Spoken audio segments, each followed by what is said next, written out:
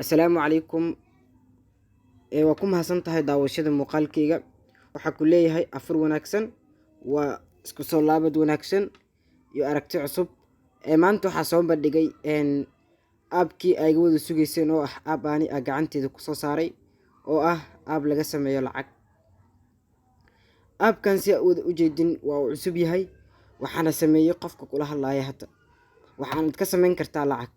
Si aad lacagta uga samaysid aabkan waxaad ku qasban tahay in aad fiidiyoyin daawatid, in aad YouTube subscribe saartid. Watch video iyo YouTube subscribe.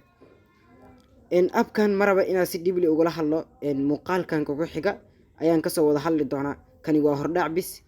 Kaliya adiga waxaa ka codsanayaa in aad ii tijaabiso aabkan in uu shaqeynayo in kale si aan u hadlo. Si aan ugu soo wada bandhigo asaga dhan wada keeno aan sida lacagta loola baxo ku tuso, sida paymentiga loo sameeyo iyo si loola shaqeysto oo dhameystiran. Kaliya muuqaalkan waa baraawo oo bis. waad fahantay oo maleynaya.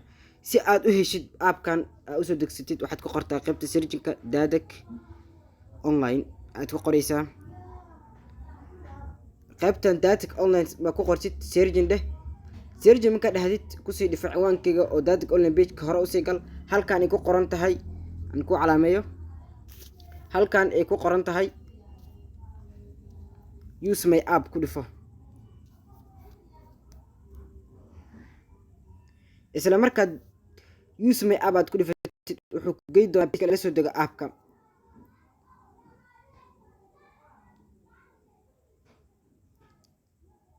si tama kugu soo baxo qaybtan ay ku qoran tahay download ku dhifo. si toos ah aapku kugu soo degi doonaa telefoonkaada kadib ugu soo shubo. haddii uu aapkan noqdo mid ku shaqeynaya dhammaan telefoonada waxaan bilaabi doonaa shaqadii loogu talagalay aapkan in laga qabto. haddii uu ku shaqeeyo fadlan qaybta commentiga kusoo qor waa ii shaqeeyay. haddii ku shaqeey waayana ma uusan ii shaqeynin. waad mahadsan tahay. si aan aapka u dhammaystiro fadlan igala shaqeey.